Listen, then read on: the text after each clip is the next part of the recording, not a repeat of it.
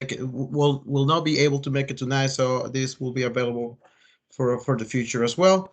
Um, Once again, my name is Abraham Zorrilla with the Planning and Development Department. Thank you very much for joining us tonight. We have two items in the agenda today. Just a couple of again, everybody is welcome to have ask questions during the meeting. Just raise your hand by using the raise hand icon on the top of the screen. If you're the phone, you can go ahead and dial *7 to mute and unmute yourself on the phone. Also, you can dial *6. Now, how about we start with introductions? And I would like to acknowledge any council member staff that are joining us tonight. I see Joaquin here with us. Hey everyone, Joaquin Martinez, Councilmember Robert Gallego's office, his Director of Community Affairs. Thanks for having us, Abraham. Thank you. And you want to introduce your daughter? Is that your daughter? This is my daughter. She's going to be 6 months soon, Kalina. Kalina Mia. Say hi. Thank you, Joaquin. Any other elective official representative with us? If not, then I'll go ahead and list or name the people that we have here with us. Starting with, I guess, starting with the guy or the person who is calling us tonight. The number ends with 7056. Victor Villarreal, Magnolia Park Civic Club. Thank you, Victor. And then next we go with Annette. Hi, Annette Sines. I'm the Primary Prevention Coordinator with the Houston Area Women's Center. Thank you, Annette. Jesse? How you doing? Jesse Carballo with the Department of Neighborhoods, Mayor Assistant's Office here in the East End area. Go ahead and introduce your son. That's my son, Jacob. Say hi. Yeah. Awesome. Thank you, Jesse. Next we have Gareth Morgan.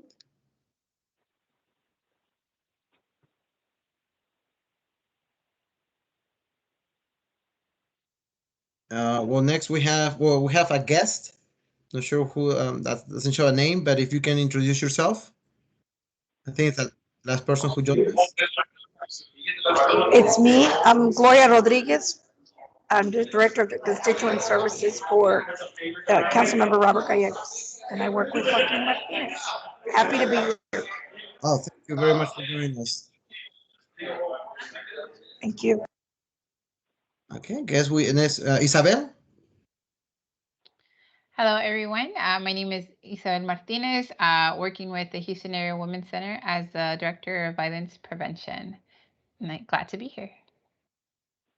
Thank you. Jennifer.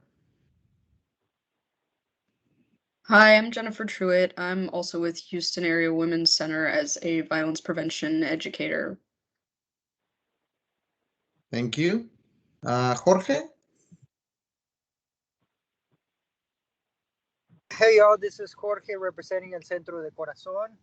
It's good to be here. Good to see everyone. Thank you for joining us, Jorge. Next we have Linda.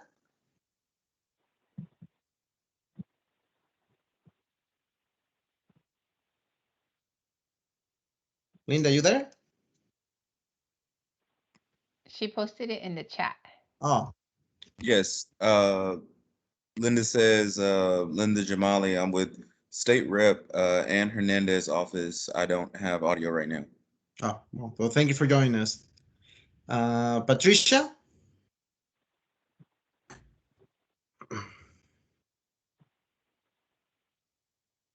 Are you there, Patricia?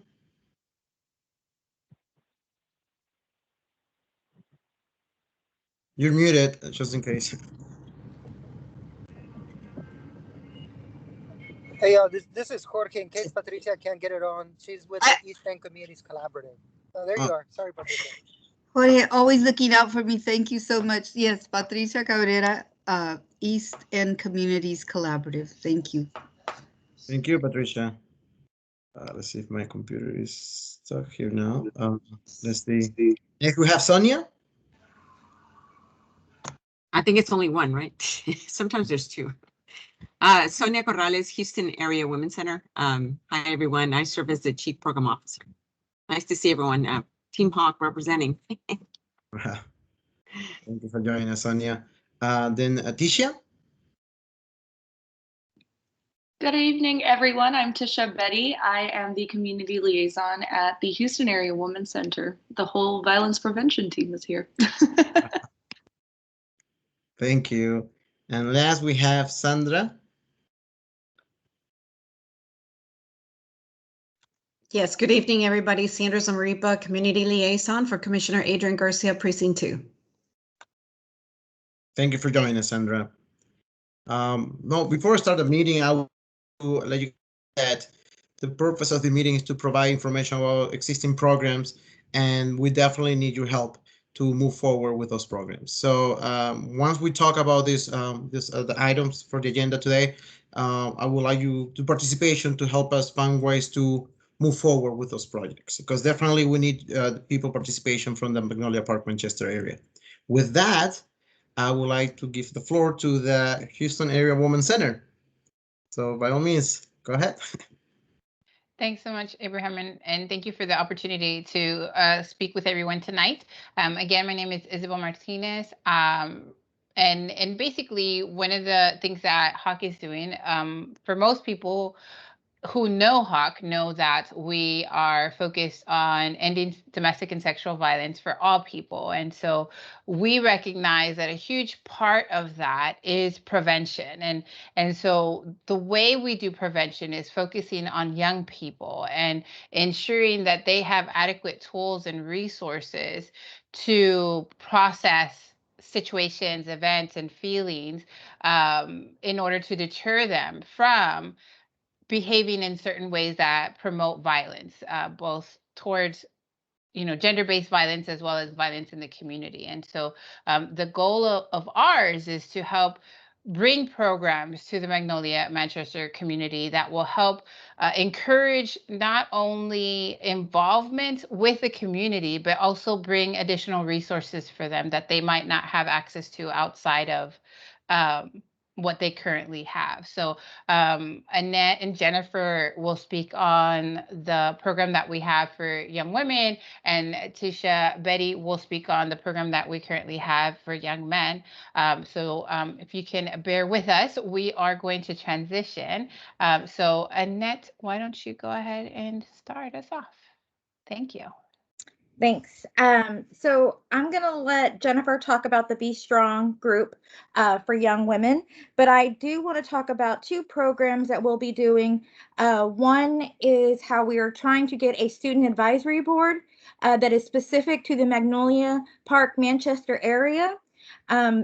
So we're looking for boys and girls to be able to fill the role for the student advisory board so that we can hear from them what it is that they need in the community. We want to be able to provide them with the resources, the support that they're going to need, and we really want to elevate their voice so we can really try to help them really prosper in the community, and then help provide resources to whatever programs are being run in the community. We are hoping to have the student advisory board be paid in some format. We're looking for grants currently. If anybody knows of any grants that we can possibly get in order to pay the youth to be on the student advisory board, that would be amazing. So we're looking for all kinds of help to either get youth recruited for the student advisory board and also to get funding for them to be paid because their time is precious. They're under a lot right now, and we really want to make sure that they're being seen and, compensated for their time and effort that they're putting forth. Our second program that we are currently recruiting for is a mentoring program. So what we are currently looking for is for adults and influencers in the Magnolia Park Manchester area to provide mentorship to the youth that we are providing programming to. This may be through Tisha Betty's program, or through Jennifer Truitt's program, or through our student advisory program. And so we're looking for people who are leaders in our community, in this specific community, to provide that mentorship to the youth. They could do job shadowing, so they may, join you on your job one day, just have someone to talk to about, what are some plans that they can do in the future, or just have someone to relate to and connect to that they may not be able to get at home because of everything that's going on in the world. So we're really looking for mentorships out in the community in order to provide that one-on-one with each of the youth that we are working with. And this is a form of our primary prevention that allows youth to, one, empower young females, and to give men a positive outlook into how they can create change in their communities, and really prevent them from becoming either victims or perpetrators of sexual or domestic violence. So we're really encouraging young girls to be empowered, to speak up, to use their voice, and helping men become allies in violence against women. So those are the two kind of programs that that our youth educators are not focused on, but ones that we are doing within our programming. So I'm going to go ahead and hand it over to Jennifer to talk about our Be Strong group. Yeah, hello, I'm Jennifer, and so we're working on a program called Be Strong from the Inside Out, and it's for girls ages 13 to 18, and basically we'll be walking through what's called the socio-ecological model, and we'll go from the individual level where they're kind of learning about themselves to their relationships, and then community, and then society at large. So we kind of walk through each step, and along with that is different activities that talk about empowerment, self-knowledge, healthy relationships, so all of that stuff. And we're encouraging them to take on leadership roles as well as get connected with mentors in the community. Currently, I believe we can provide iPads to participants to be able to participate in the program with us, and I believe mobile hotspots as well. Yeah, we're currently recruiting for that. So we just got our first participant, and we're hoping to recruit some more. So if any of you know of youth that would be interested, please pass them along to me if you like. Isabel, you want to go ahead and respond to that real quick? Yeah, so at this time, we're definitely looking into providing the support for the technology piece, right? So we recognize that technology is a barrier for a lot of families. And so part of why we're providing these tablets for the young people is we know that when the school provides laptop, there's a lot of limited access to those type of things. And so we're wanting to provide that. We're also looking and additionally for funding for the hotspots, because again, if there are limitations to what they can access via their technology access, so like if they have sometimes the free internet with Comcast or Xfinity or whoever, it might not be as strong so that they can do the Zoom conferences or they can do the different activities. And so we're wanting to look for additional funding for hotspots specifically for the young people so that they can have easier access to technology. But if that's something that we aren't able to provide, then we will definitely connect them to some of the other resources that are available in our community. But for sure, we have the tablets, and those are unfortunately also limited to first come, first served participants, right? The hope is that we can keep going and continue to receive funding so that we can continue to provide this for the participants of this program. So this is something that is ongoing. So the program in and of itself is, I believe it's 12 sessions. And once the 12 sessions are completed, then they essentially, I'm going to graduate from the course, right? And they can choose to participate in the student advisory board, or obviously refer their friends. But once they're completed with the program, they keep their tablet for themselves as part of the incentive of having participated in the program. So yeah, thank you. Abraham, Mr. Martinez has his hand raised.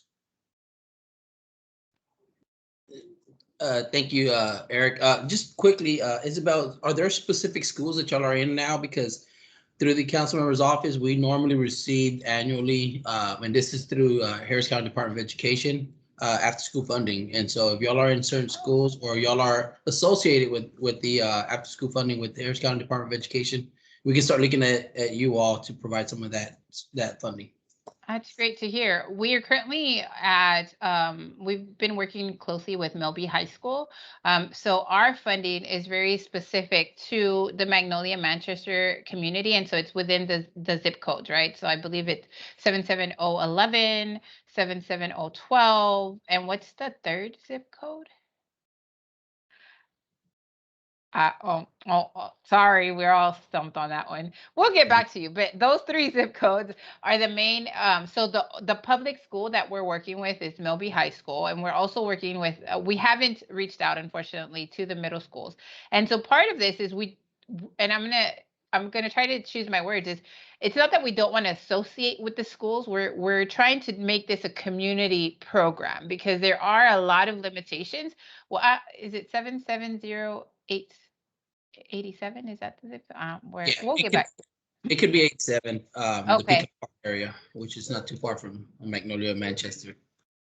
Okay. Yeah. So that might be the other zip code. But just to continue on that question or the answer, I guess, is recognizing that if we are in the schools, we're limited to the school schedule, right? We're limited to the school hours. We're limited to summer and winter breaks. And so if we're focusing on, and we're wanting to partner with the community center, so the Magnolia Community Center, Multi-Service Center, and different community centers around the neighborhoods so that we can get the recruiting from the schools, but then have the actual program outside of the schools. I'm not sure if that makes sense, but just for that same reason. So I don't know if that creates barriers for us in getting funding from you all, but I am definitely interested in that, Joaquin. So I will reach out to you for sure. Thank you. And now we'll have Tisha talk about the youth males. Awesome. Thank you, Annette. So I work with youth males, also aged 13 to 18 within the Magnolia Manchester Park area. I have a little bit of more freedom to work like in the surrounding areas, but specifically Manchester Magnolia Park for here. And so this curriculum is called Live Respect, and it is just basically it's a program that asks mentors, educators, and boys to step outside of like society's gender rules, or the man box, like I like to say. And I like to encourage these boys to think critically about serious topics such as violence, abuse, sexism, and manhood, which usually, when you're 13, 14, you need some sort of guidance to, be a quote unquote good man. And although this program primarily focuses on these topics that I mentioned before, it also focuses on violence against the LGBTQ community, notions of masculinity, gender-based violence, and how gender-based violence actually doesn't only impact women, it actually impacts men as well. And so, I've been working with a group of boys for the last, few weeks. And unfortunately, next week is my last session, but I have received amazing feedback from the boys. These boys were not able to talk about feelings the first couple sessions. And now they're coming back to me saying that, their personal therapists or their parents have been noticing a difference in their attitude and in just the way that they interact within society as a whole. So I am also looking for a group of boys to now continue this programming with, as it is ending next week for the school. And so let me know if you know of any young men who would be interested in this programming. So if any of you know of any youth who are interested in our programming, either the Live Respect, Tisha's group, or the Be Strong for Jennifer, or the Student Advisory Board, you can reach out to any of us, and we can definitely get you that information. If you are interested in becoming a mentor, definitely reach out to me. I do have the flyers that I can put into the chat. And that way you'll have that information for you. All right, thank you, Ned. Any questions, suggestions from the participants?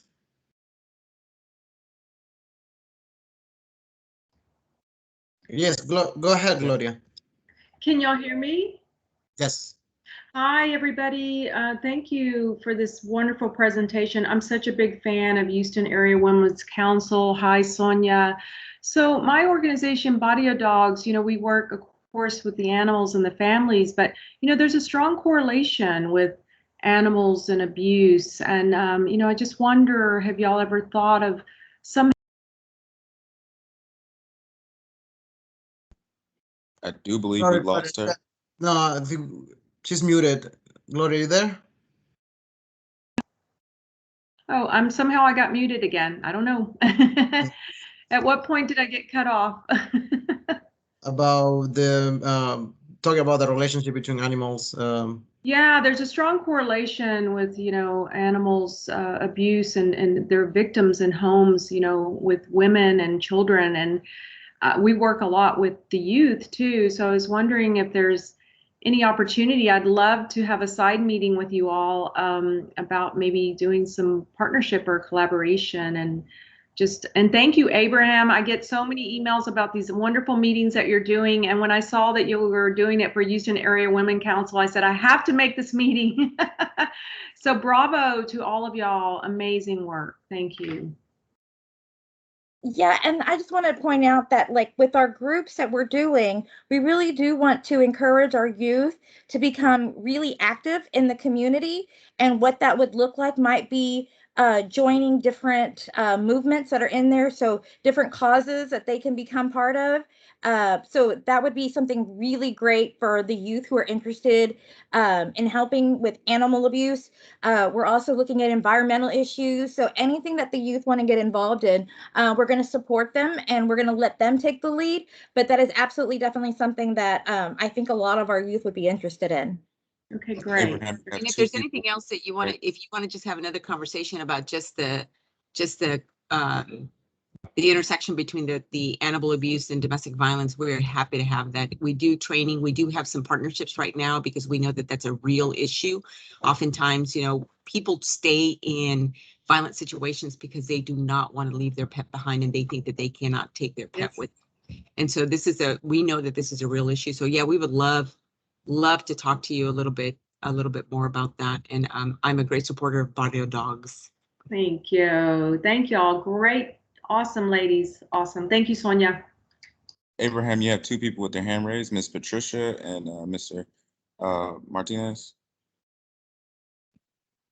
So, Patricia, go ahead, and then we can go with Joaquin. Okay. So I feel a little, well, it doesn't, I'm trying to start my introduction. So I love what you're doing, and I wanted to say, to give you a plug for the East End Communities Collaborative and what we're trying to accomplish in the Magnolia Park area, Magnolia Park Manchester area. So I think it might require a side conversation at another time. But what we're trying to do in this area with the framework we have, that's I think I've talked to Sonia about this framework, is to bring some coordination of all these efforts in the area, right? And so when you start talking, and especially we're trying to partner with, or we are going to partner with Gloria and Barrio Dogs, because everything is so, it's so, there's cross interest and so interrelated in the neighborhood.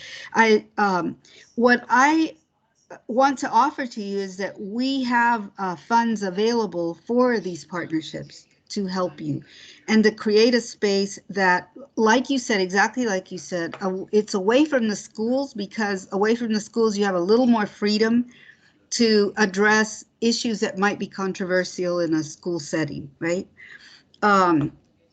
But So I do want to have a conversation. This is perfect. And I know Sonia and I have had, we knew there was something that we could do, but now it's starting to sound like exactly what we'd like to do. So so that's what I'm offering. A conversation quickly soon that we could meet up. I'm glad that we're now meeting in person, and I'm willing to join you all anywhere. And we're putting our budget together for this next year, starting in January. We have to submit it at the end of June. So this is a great time to sit and talk about what does it look like? What is it you all want to do? How do we communicate it out into the community? And Jorge had put some names in here of some of the groups that we actually that he brought to us to interview. So there are some great kids out there who are doing great things, but what you're doing is you are directing them towards an issue that requires attention, right? And what we would like to bring under the collaborative is a framework so that our whole community can see how interrelated these factors are in creating well-being in the neighborhood and fostering good mental health. So I'll explain more. I'm really like excited, so I can't, all my thoughts are like jumbled in my head. But if we could set up a time, Sonia, or whoever the leader is of the group, and then we can, I think you'll be happy we can work out. Thank you. Thank you, Patricia. And I'll just say briefly too, so prior to working with the council member, I used to work for what used to be Neighborhood Centers, now Baker Ripley, and I used to manage youth programs. So I'm a little excited about everything that y'all are talking about as well. I used to go out and do male support groups at a lot of the high schools. And specifically, and you might be aware of this, Tisha, is The Mass You Live In. I used to share that documentary with the kids, the boys, and then have that conversation about that box, right? So this is super exciting. What I would suggest, and I dropped it in the chat, I have a 15-year-old son that played Little League Baseball with a lot of kids that are at Milby right now. And so reaching out to the baseball team, the football team, they usually have summer workouts at the school, but just making sure that you connect with them and then be able to pull them into some of these other locations like Community Family Center, other open space like Milby Mission, stuff like that. And if you need any help getting into those schools, Ms. Ruiz, the principal, she's super helpful in connecting with the community. So just let me know, and I'm on board as well with Patricia. Thank you, guys.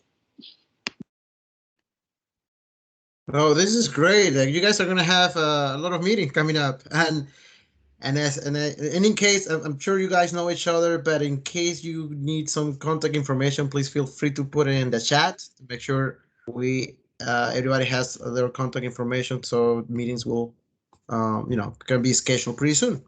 Any other comments or suggestions? Could we share our email addresses at the end so that we all have each other's contact information? Okay, perfect. Thank you. You can go ahead and put it in the chat as well, or any other questions. I'm having everybody's email, so feel free to reach out to me as well. All right.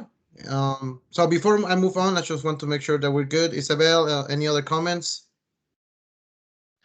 I am so excited and thankful for the people that have reached out and have offered support, and just having these meetings is a lot and exciting, because that means there's potential, and we know that there's a lot of work to do out there. And so knowing that there are people with like-minded ideas and thoughts is inspiring, and I am excited to continue this program and to just move forward with this full speed ahead, right?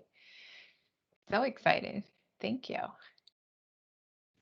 Thank you all for being part of the agenda today and providing such great information. And I see that some people have provided their contact information, email addresses in the chat. So thank you so much again. well, if we must continue with the meeting, and I'll be happy to talk about what our next item. And for this time, I will be the speaker for this item, which is the minimal lot size and minimal building lines ordinances that the city of Houston has to protect the character of the neighborhood. All right, and with that, I will share my screen really quick, and I will not be able to see everybody, so that's why, Eric, please let me know if somebody raised their hand or have some questions in the chat. Will do. Thanks, man. I will be just 1 second.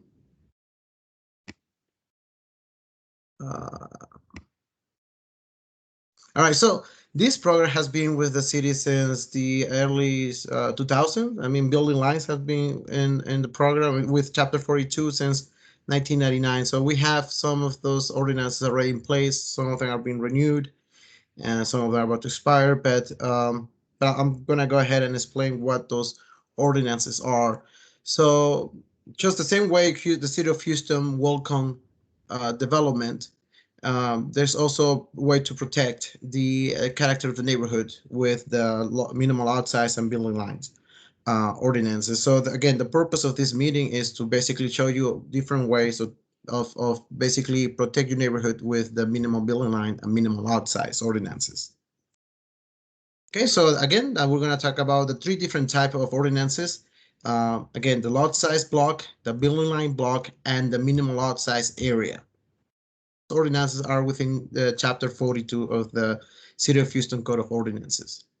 So just in case, I'm sure all of you are familiar with Chapter 42, but in case you're not, Chapter 42 basically regulates development of private property within the City of Houston.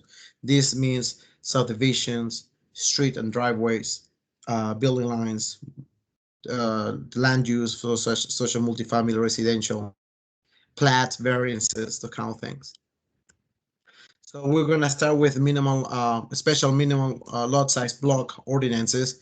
And I know it might be a lot of information, so feel free to raise your hand or unmute yourself if you have a question. Okay, so the special minimum lot size block, this ordinance allows the preservation of the lot size character of one side of two sides of the street, what we call a block face or two block faces. And talk about the definition of block face pretty soon. Also, with the special minimum lot size block ordinance, it creates a land use restriction to single family lots, to all lots that are single family and vacant when the neighborhoods submit the application.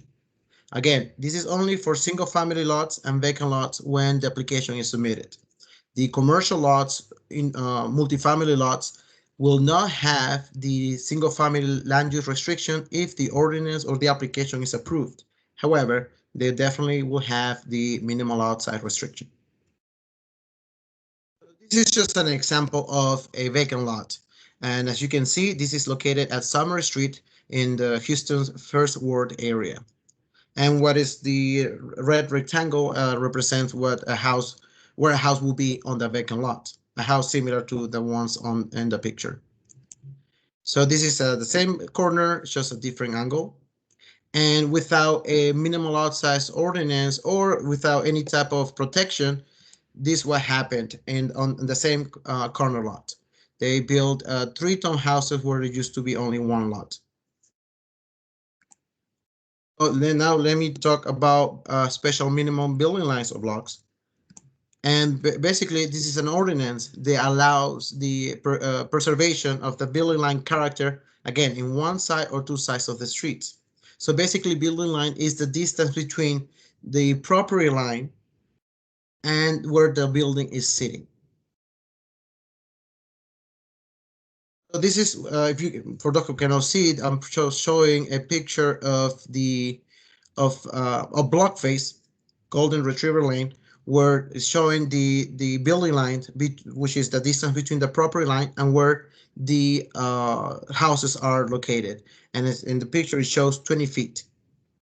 So if you're in the neighborhood, I don't know if Magnolia Park Manchester area, this is something that is common, but several areas in Houston you can see in the neighborhood that most of the houses are placed in the same line. Most likely that happens because in the plat, in the subdivision plat, there's already a minimum building line established, Or maybe your neighborhood has these restrictions. Without these restrictions, you can find a restriction to the building line, also a restriction to the minimal lot size. I'm showing some other existing ordinances in the city of Houston. At this moment, those are minimal lot size block ordinances in place, and you can see the application numbers were 300. At this moment, we're getting closer to 800 applications. This is another example where we're showing the block, the minimum lot size block and minimum building line block ordinances. We allow also combined applications, meaning that you can submit a minimum lot size application and a minimum building line application. That may help you to collect signatures to that show support, and I will talk more about that.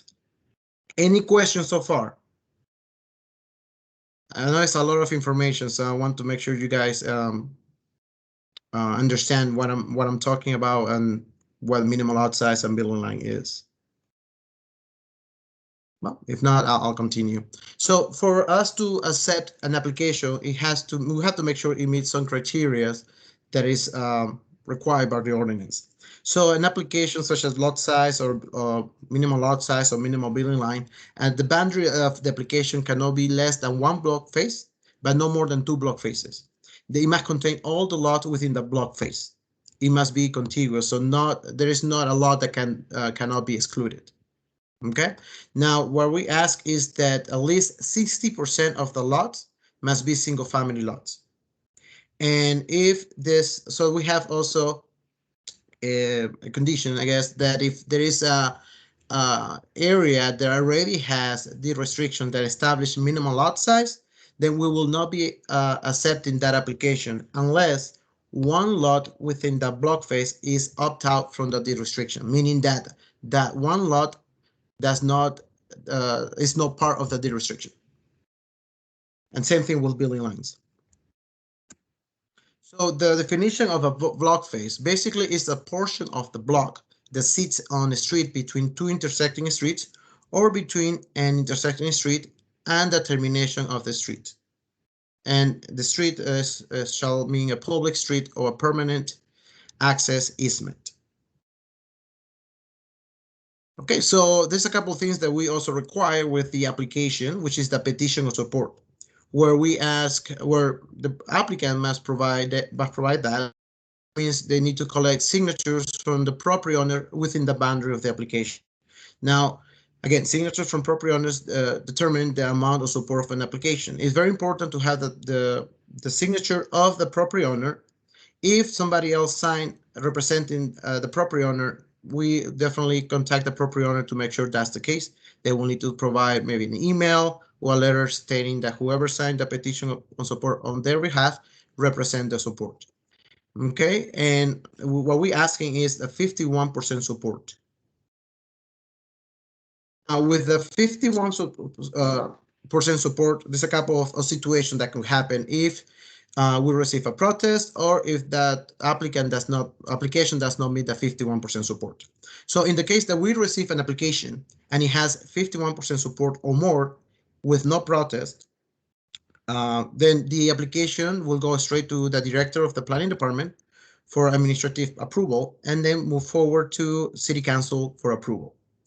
If there is 51% support or more with a protest, then the application will be presented before planning commission for a public hearing, where the applicant, the neighbors, or the protester will have the opportunity to speak in favor or against the application. And then planning commission will determine if they move forward with a application or if they decide to basically deny the application.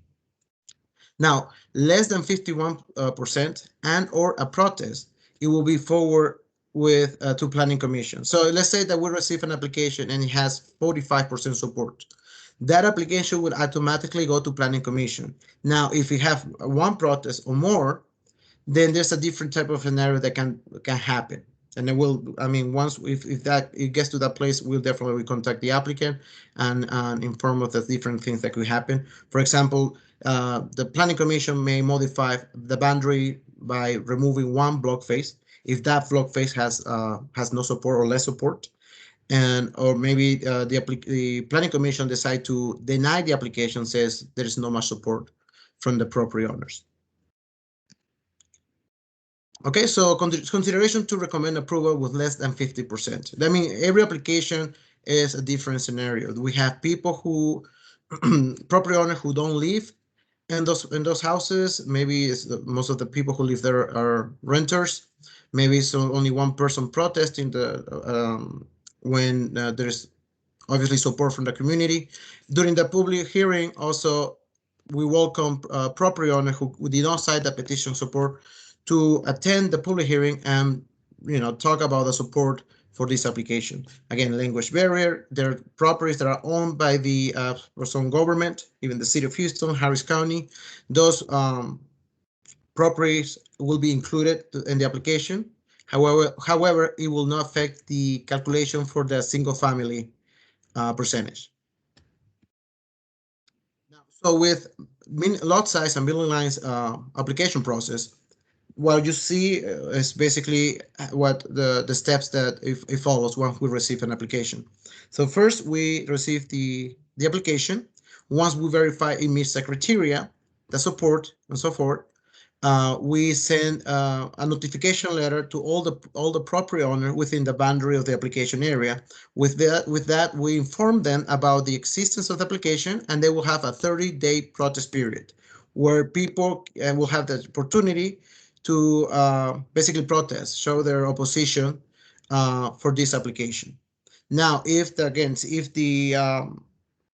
application has less than 51% support, then it automatically will go to Planning Commission. However, we will notify the property owners about the existence of the application, the date and time of the public hearing, and we will provide 30 days between the notification letter date and the public hearing, just to give the opportunity to property owners to protest if they decide to do so. Okay, so once we have the public hearing, Planning Commission, if they decide to continue or move forward with the application, then we'll go directly to City Council. Okay, if not, I mean, if there's less than 51% support and a lot of protesters in the application, then Planning Commission may decide to deny the application. Now, if there is not a protest during the 30 protest period, then it will go to the Director of Planning Department for approval and then send it to City Council. Okay, so you will receive two notifications. One is to notify you about the existence of the application and the 30 protest period. And if there is a protest or is lack of support, then, in this case, if there is a protest, you will receive another notification letter to inform you about the public hearing. If the application has lack of support, then you only will receive one notification with the date of the public hearing. Any questions so far before I move to minimum lot size area? Are you guys still there? I cannot see you. We are. We're listening. Okay, great. I know it's a lot. Abraham, you have a question from Miss Patricia? Yes, Patricia. Okay, just so I'm following. Because maybe it's what's going to be covered in minimum lot size. So what you're presenting, is it from the perspective of the property owner or from the perspective of a community person who is concerned with what's going to happen with the lot? So this I'm presenting what basically just an opportunity for people to preserve the character of the neighborhood. I mean, one example that we see is Second Ward, right? Second Ward has so much development that it's kind of hard for them to meet the criteria of Chapter 42 to apply for a minimum lot size or a minimum building line. Mm-hmm. And with that, you have the Heights, you have Midtown, and the areas that there is no lot size character to preserve. So if you see that might be happening in your community, Magnolia Park Manchester area, and for what I talk to people, there's a kind of like a big concern about that. So I'm just showing the tools that the city has for you guys to apply and preserve the lot size character of the neighborhood. And this is completely free. There's no charge. So to answer your question is basically both the property owners within the community or anybody in the community who's concerned about any changes happening in your area. Abraham Joaquim has his hand raised. Yes, No, Joaquin. actually, Abraham, you answered it because I think about Patricia, if you're not a property owner, you can still attempt to address this. And it's something that's super important. So if we've seen some lots that have already been subdivided. And so if it's something that like the Eastern Collaborative wanted to take lead on, but it is important to have community folks that live there in the neighborhood to jump on board, right? But it's a lot of work. And so for those residents to have the support of the Eastern Collaborative is super helpful. Definitely. And just so you know, the application comes with it can be two applicants. The first applicant, who has to be somebody who lives within the boundary of the application area, and a co-applicant who does not need to be within the boundary, and it could be somebody who represents a community or somebody who wants to help the process of the minimal lot size.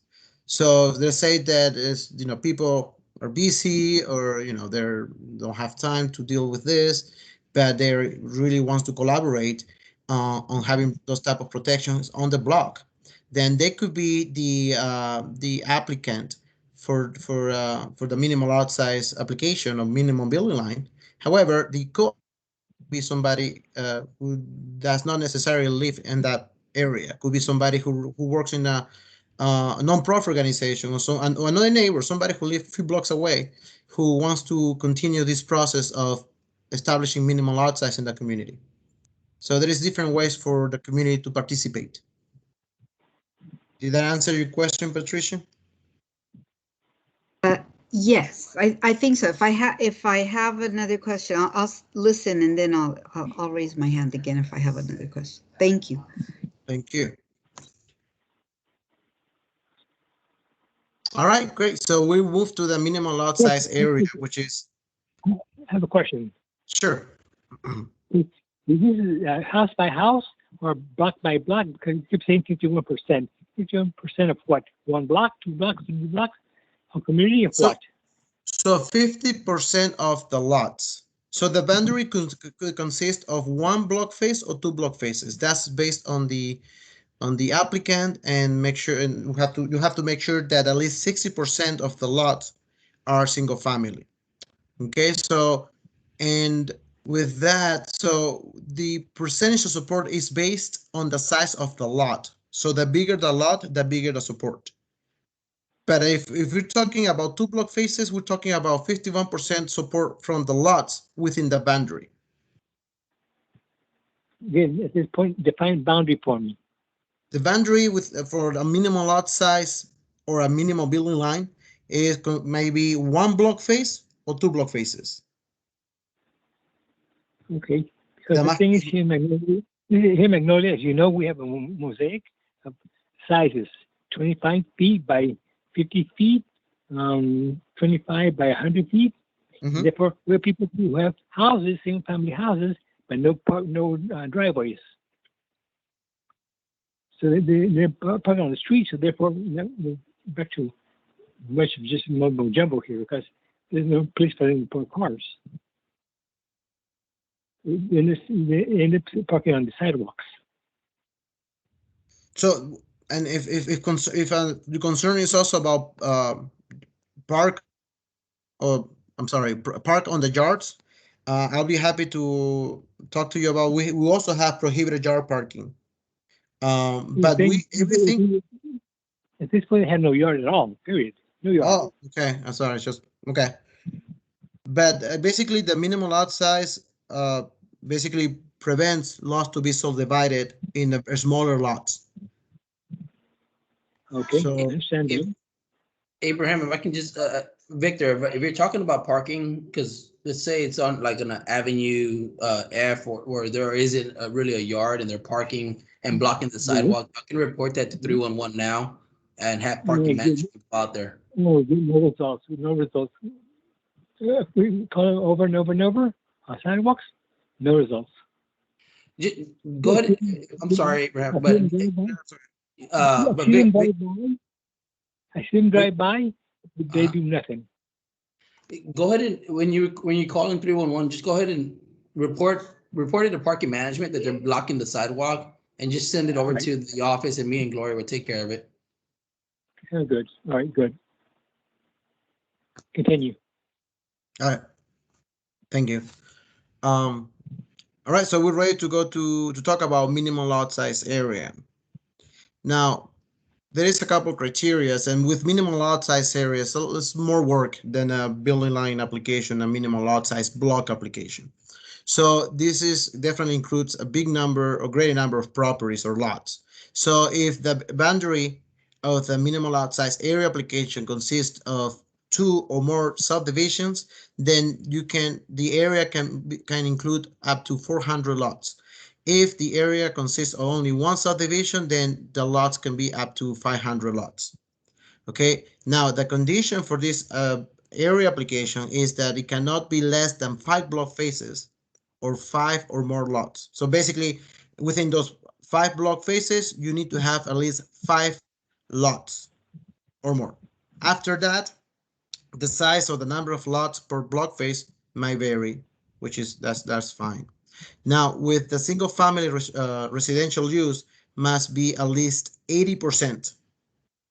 Okay, then with the this type of application, it consists of what we call a response form period. Is when we notify we send that will be the second notification where we inform the people the opportunity to vote against or in favor of the application, and to and this application to continue the process of the of going to planning commission it has to meet at least 55% support from the property owners. Okay, and then regardless, I mean, if the application does not meet 55% support, we will meet with the applicant to see if the application or the boundary can be modified by excluding some block faces, so it meets a 55% support. And we do that because if it doesn't, then the application basically dies. But if it meets a 55% support or more, then it will go to commission for public hearing, and that is a must. If it meets a 55% support, it will go to planning commission.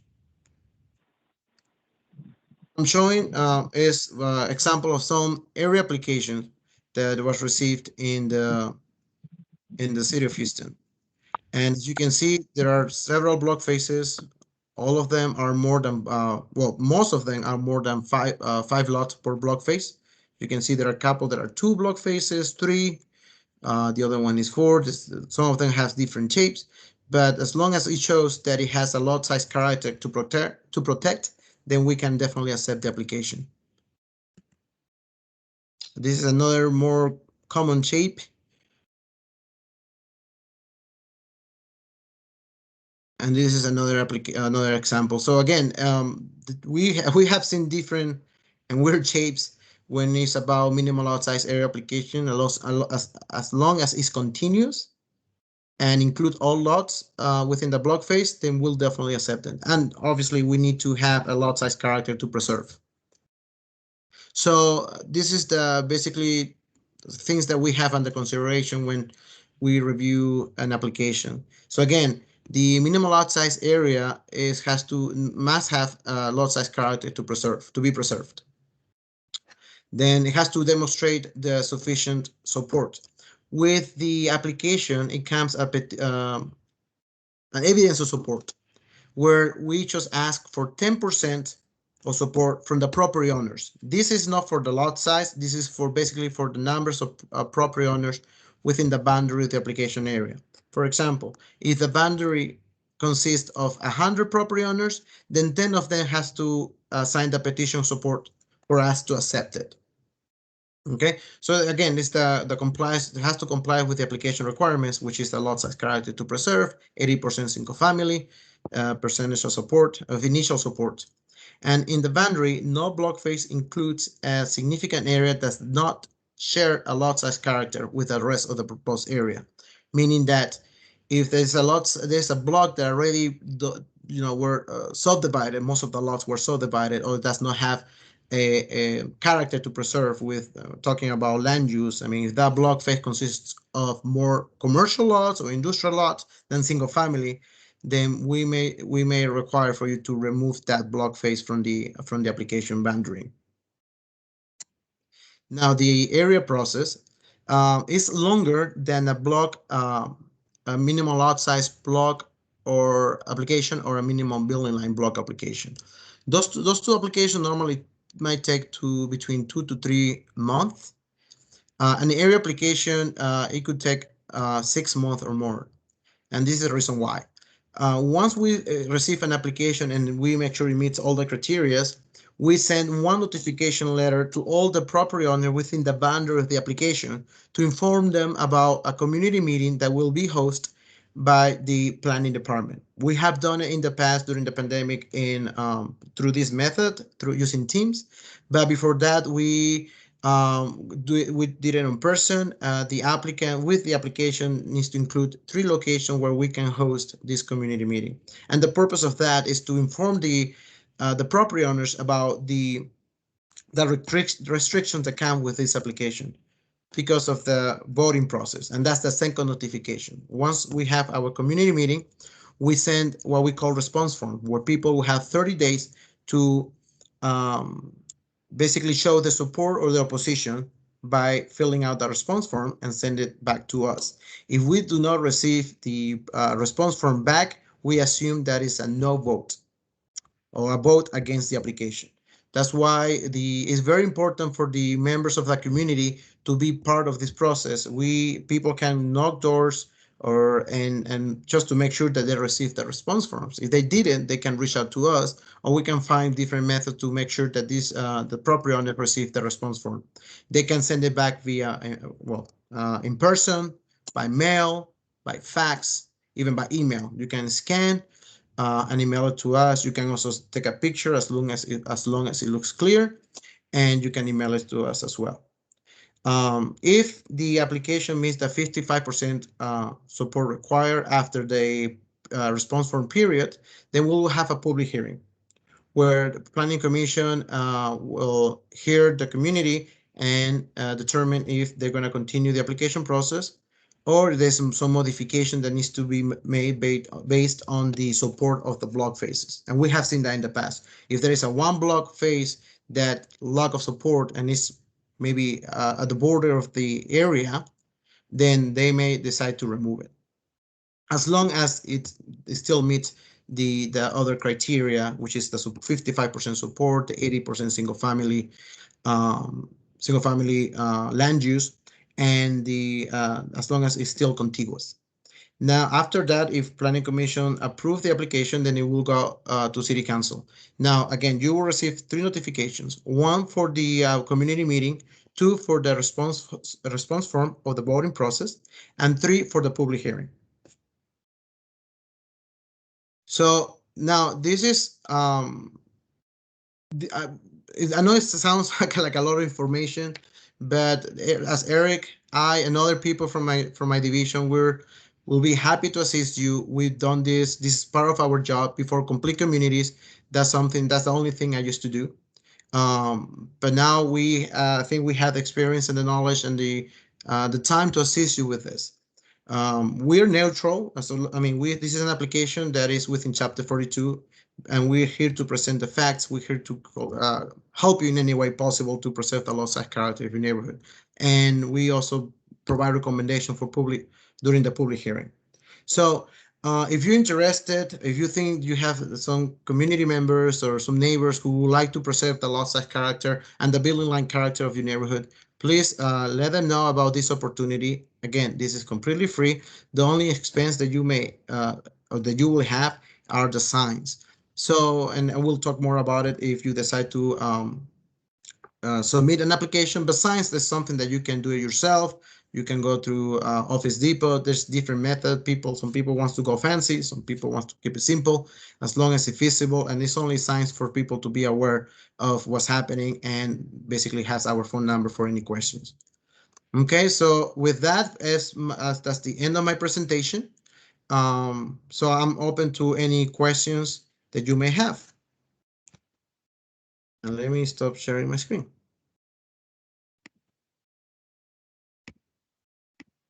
I know it's a lot of information. Hopefully you guys are still awake, but I'm open to any questions or suggestions you may have. If they have any other way, if you know somebody, other civic presidents, or any neighbor who will be interested in this, please let me know. Abraham, if I could just say something briefly, and Victor, and I think Garrett's on as well. Garrett lives in the Magnolia Park area. If y'all are interested, and it seems like Patricia might be willing to help, it's very, very, very, very important that if we can start this process now. We've done it in the Eastwood area and been successful.